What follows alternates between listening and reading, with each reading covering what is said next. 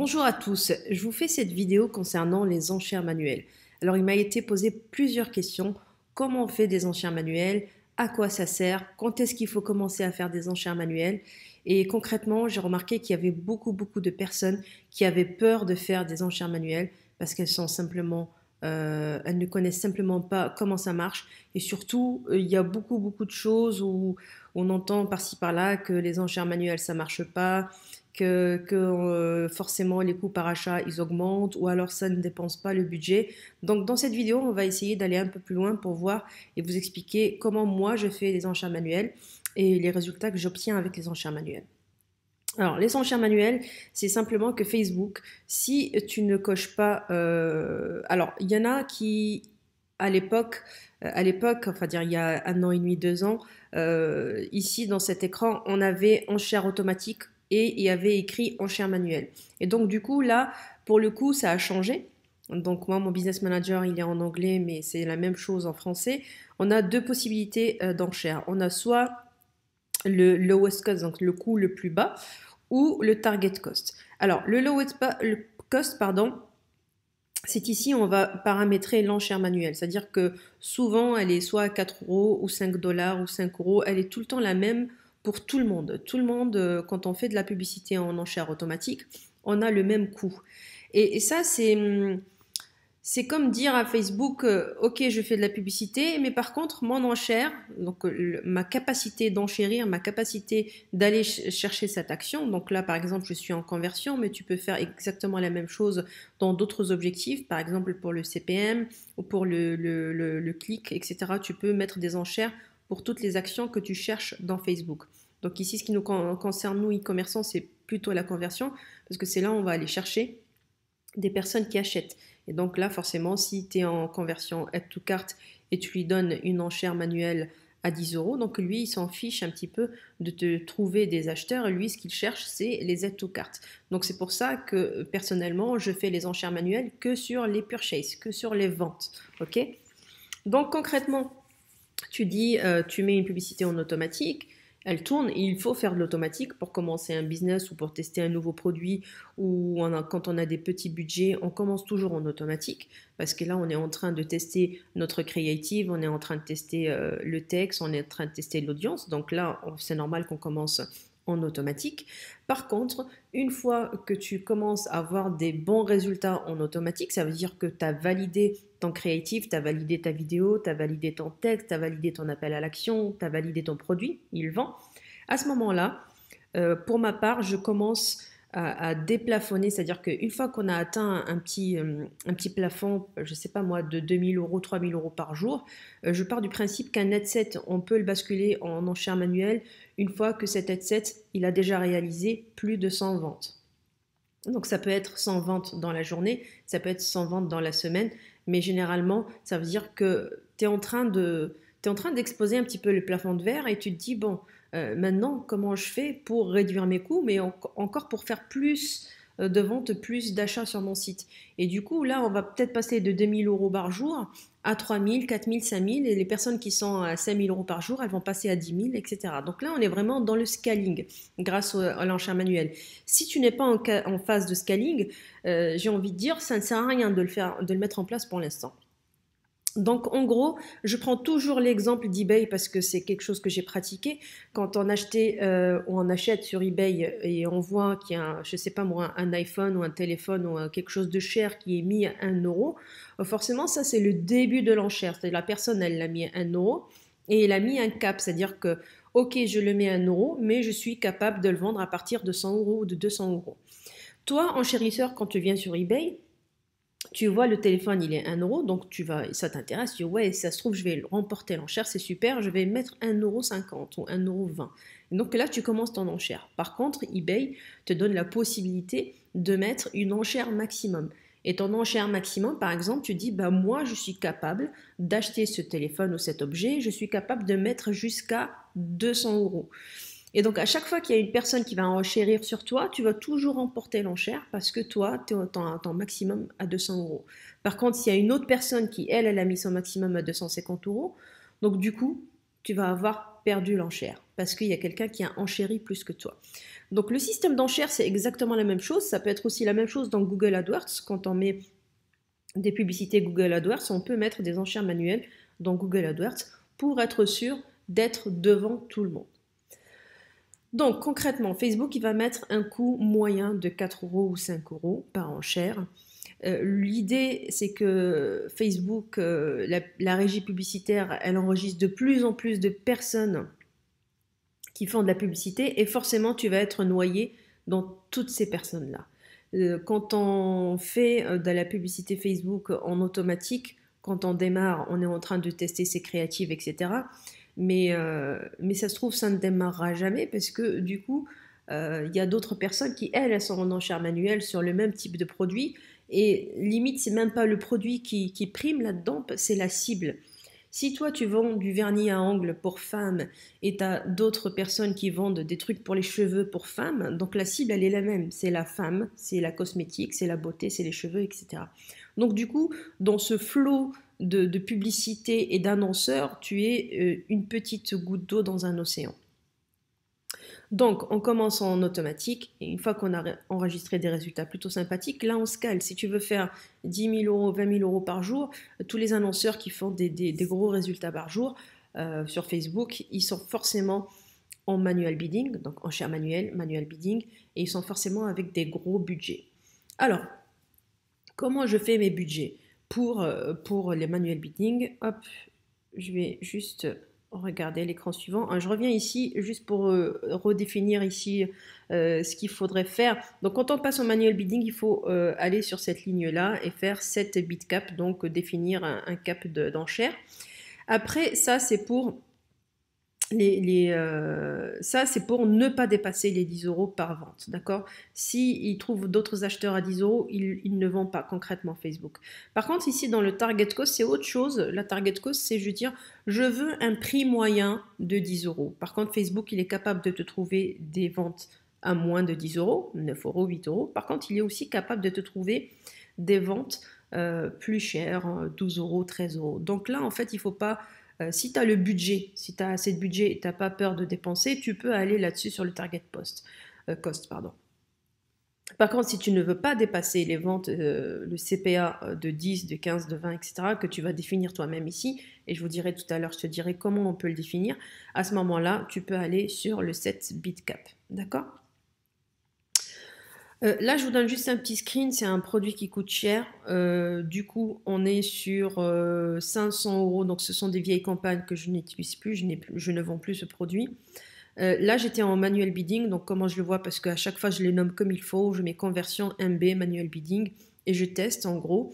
Et donc là, je suis en budget de 500 euros par jour, et on voit qu'il y a eu 8 000 euros de dépensés pour 199 000 euros. C'est un produit qui coûte cher, donc c'est pas forcément adapté à votre situation, mais juste pour vous montrer le manual bidding. Quand on est en manual bidding, là on explose. Là par exemple, en coût par achat que j'ai défini ici, on était, il me semble, à 250 euros par achat. C'est-à-dire que je suis prête à mettre 250 euros pour obtenir la vente. Ok ? Comment on définit ce montant-là? On va y arriver. Il y a plusieurs stratégies de bid. Il y a des personnes, enfin, tout est à tester. C'est en fonction de ta niche, en fonction de tes produits. Est-ce que tu vends des infoproduits? Est-ce que tu vends du dropshipping? Est-ce que tu vends de la marque? Est-ce que tu vends des produits à 20 euros? Est-ce que tu vends des produits à 79 euros? Forcément, il faut tester. Mais on va essayer de détailler tout ça. Quand on dit commencer avec un bid moyen, c'est une enchère moyenne. Par exemple, ton produit, il coûte 30 euros. Et tu veux commencer à tester les enchères manuelles. Tu vas te mettre à 30 euros. C'est-à-dire qu'au lieu de lui dire ici, de le laisser en automatique à 5 euros, tu lui dis, ok, bah, mon produit coûte 30 euros, je vais tester une enchère manuelle à 30 euros. C'est pas parce que tu mets 30 euros qu'il va forcément dépenser les 30 euros. Là, tu vas juste lui dire, mets-moi devant mes concurrents, je veux passer devant ceux qui sont à 5 euros, ceux qui sont en automatique. Donc du coup, si ton produit il est à 30 euros, tu vas lui dire, ok, je commence avec un bid moyen de 30 euros. Ça, c'est une possibilité. Après, tu as une autre possibilité, c'est de se dire, ok, mon produit il me coûte 10 euros à l'achat, par exemple, je le vends 30 euros, il me coûte 10 euros de CPA. Le fournisseur, moi je l'achète 5 euros, donc 10 plus 5 on est à 15 et il me reste 15 euros de marge. Maintenant, je veux réduire ce CPA parce que 10 euros pour moi c'est cher. Peut-être qu'il y a des personnes qui dépensent pour une vente qui dépensent 20 euros. Ça arrive aussi des fois. Donc là, on est vraiment break-even parce qu'il n'y a pas grand-chose. Et donc, du coup, là, tu veux dire, OK, mon CPA, au lieu qu'il soit, il est actuellement à 10 euros, moi, je veux mettre un CPA de 5 euros ou de 2 euros ou de 6 euros. Enfin, l'idée, c'est de le faire bas. Le faire bas, par exemple, ça m'est déjà arrivé de tester des coûts par achat à 1 euro. Ça marche pas forcément bien, mais c'est à tester, ça varie en fonction de ton produit et de ta cible. Imaginons que tu sois dans une niche très très restreinte où il n'y a pas beaucoup de monde, ou ou qui n'est pas très sollicité par les autres annonceurs, tu peux tenter de faire une enchère très basse, par exemple un coût par achat de 3 euros. Normalement, ça ne doit pas beaucoup dépenser, mais c'est à tester, ça varie vraiment en fonction de ta niche. Après, il y a une stratégie de se dire, ok, ben moi je veux commencer très haut. Par exemple, mon produit, je le vends 30 euros. Je vais faire 2 fois ou 3 fois ce produit. Donc, si on part sur 2 fois, ça fait 60 euros. Donc, l'enchère manuelle, elle sera à 60 euros. Et tu regardes dans la journée, est-ce que ça donne des résultats? Est-ce que ça donne pas des résultats? Est-ce que mon coût par achat, il est à 60 euros vraiment? Ou est-ce qu'il est bas? Est-ce qu'il est moyen? Et à ce moment-là, tu commences à surveiller un petit peu, comme le lait sur le feu, à surveiller un petit peu ton enchère et à la descendre progressivement, progressivement, progressivement. Quand on fait de l'enchère manuelle, il faut prendre conscience que on ne met pas juste une enchère manuelle et on va faire ses courses ou faire du shopping ou partir en voyage et laisser ça tourner tout seul. Quand on fait de l'enchère manuelle, il faudra vraiment la surveiller. Ensuite, on a une quatrième possibilité, c'est de commencer très très haut. Donc, on a dit, comme je l'ai dit tout à l'heure, 2 fois ou 3 fois le CPA. Donc, mon coût par achat, il est à 10 euros. Je vais commencer peut-être mon enchère à 30 euros. Ou mon coût par achat, il est à 20 euros. Je vais commencer l'enchère à 60 euros.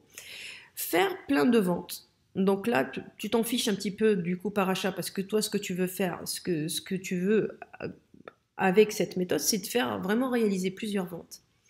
Et une fois que tu as réalisé beaucoup de data, tu as regroupé de la data, tu as groupé des ventes, tu as groupé ton pixel, il est plein. Là, tu descends d'un coup le bit très très bas. Très très bas, pardon.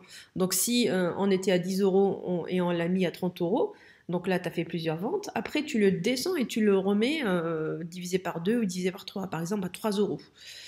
Et là, tu augmentes le budget. Ton budget publicitaire, tu l'augmentes et tu regardes ce que ça donne. Pareil, c'est à surveiller. Ce qui est un petit peu incertain avec les enchères manuelles, c'est qu'on ne sait pas si ça va marcher ou pas. C'est pour ça qu'il faut vraiment, vraiment surveiller. Il y a un autre truc qui est un peu plus risqué, mais qui peut fonctionner. C'est de mettre un bid qui est très haut, donc 2-3 fois le CPA. Par exemple, moi, si je vous donne un exemple, si je vends une formation, la formation, là, je parle exprès de la formation pour vous montrer pour vous donner des exemples de budget haut. Donc, si je vends une formation, par exemple, demain, je sors une formation à 1000 euros, par exemple. Et je constate avec ma publicité en automatique que à chaque fois que je vends une formation, ça me coûte 200 euros. Donc, en gros, il me reste dans la poche 800 euros. D'accord? Moi, ce que je pourrais faire, c'est que je mettrai une enchère manuelle à 600 euros, donc 200 euros x 3, ok, pour me montrer devant tous mes concurrents. Et derrière, je commence à descendre d'un coup. Donc, de 600 euros, je vais regarder ce que ça donne. Est-ce que ça donne des ventes? Est-ce que je suis satisfaite ou pas? Est-ce que le ROS, il est bon? Et là, je commence à descendre.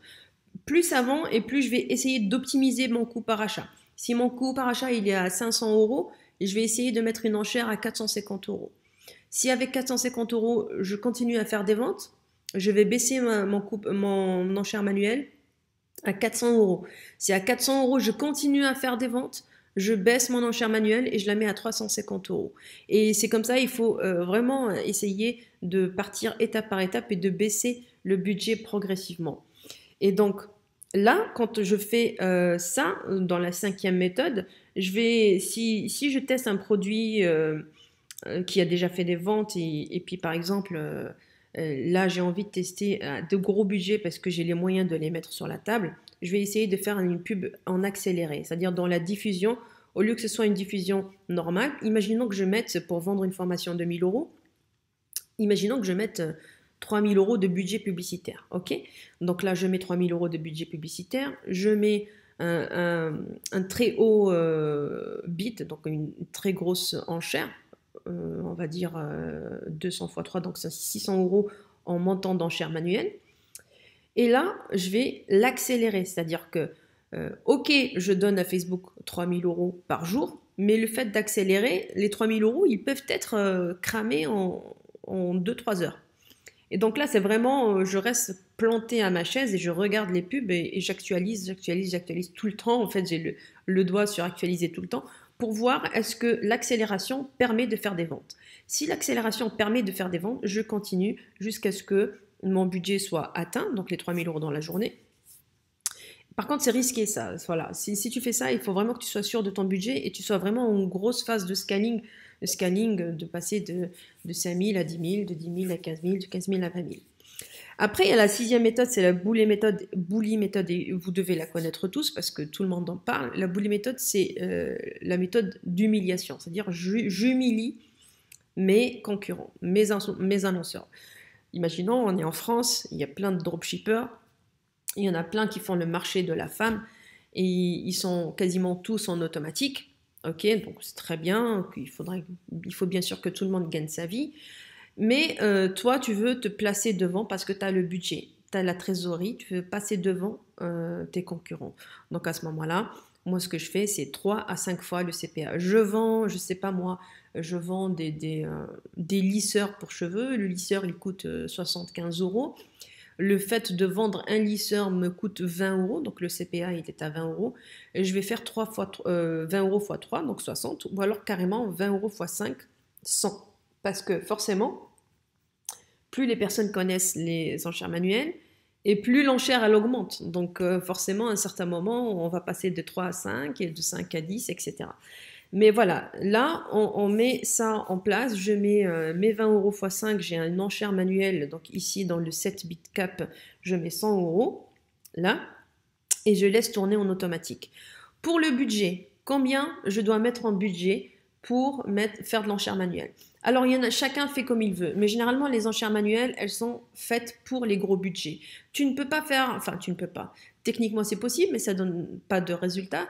Tu ne peux pas faire 10 euros en budget et 10 euros en enchère manuelle. C'est pas censé.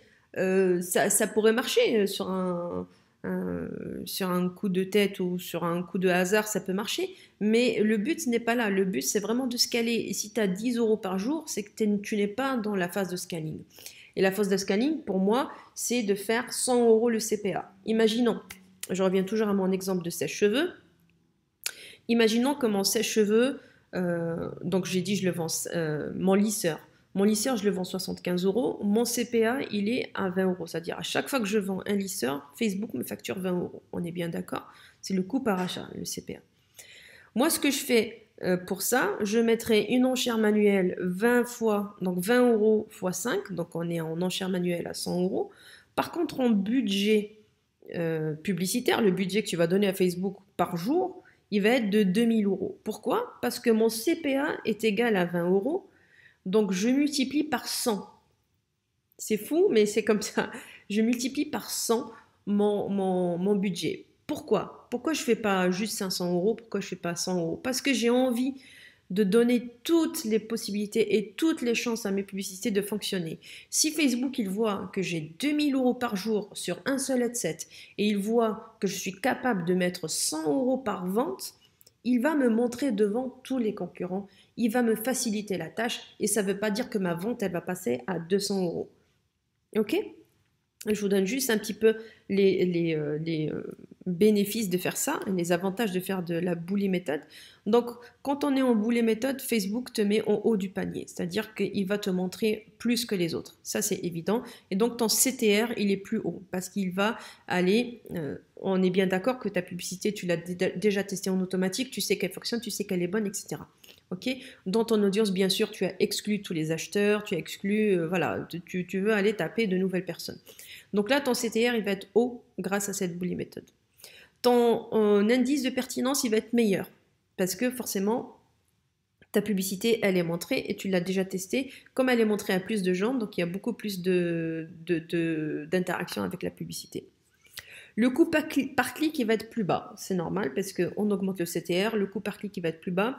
Et le CPA, il va être plus bas. Même si on lui demande un CPA, donc un coût par achat de 200 € en enchère manuelle, lui, il va aller chercher le max du max pour toi. Il va aller te chercher des personnes qualifiées pour t'acheter. Donc, il va vraiment, comme on est basé sur le pixel, il va vraiment aller chercher des personnes qui sont à même de t'acheter, donc qui sont qualifiées pour tes produits. Donc, CPA bas, CPC bas, CTR haut, meilleur indice de pertinence et meilleure qualité de client. C'est-à-dire qu'il ne va pas aller chercher juste des clients que des prospects ou que des clients qui veulent du pas cher ou des clients cheap, entre parenthèses. Il va te trouver une meilleure qualité de client. Des fois, tu peux avoir des CPM, donc des coûts par 1000 qui sont chers, qui vont augmenter, mais c'est pas grave parce qu'en fait, lui, il est en train de trier. Il n'est pas sous le volet comme ça, il est en train de trier tes clients. Il va prendre que les meilleurs, que les acheteurs. Pourquoi et comment il sait qu'ils sont meilleurs, comment il sait qu'ils sont bons ses clients? Parce qu'il a déjà identifié leur comportement d'achat dans la cible que tu cherches. Il sait que ces personnes-là, elles ont déjà acheté dans d'autres produits comme les tiens, dans d'autres targeting comme le tien. Et donc du coup, on a une meilleure qualité de client. Donc pour récapituler sur cette petite vidéo, j'espère qu'elle a été claire. Si vous avez des questions, n'hésitez pas à me les poser. De toute façon, il y aura un lien quelque part pour me rejoindre, pour discuter ou pour quoi que ce soit. Mais pour récapituler, personnellement, je passe en enchère manuelle quand j'ai réalisé déjà pas mal de ventes et je sens que mon produit il a encore beaucoup de potentiel et je veux scaler parce que pour scaler, il faut du budget. Donc je sais que derrière, j'ai un budget publicitaire que je peux me permettre de mettre 2000 € par headset ou 1000 € ou 3000 € par headset parce que je sais derrière que mes enchères manuelles vont être hautes, que Facebook va mettre vraiment en haut du panier par rapport aux autres annonceurs et forcément tu prends un avantage certain. Je sais beaucoup de personnes qui arrivent à faire 3000, 4000 par jour mais qui n'arrivent jamais à scaler à 10 000, 20 000 alors que ce sont des choses possibles. Ça n'existe pas que dans les écrans, dans les screenshots des Américains ou quoi que ce soit. Et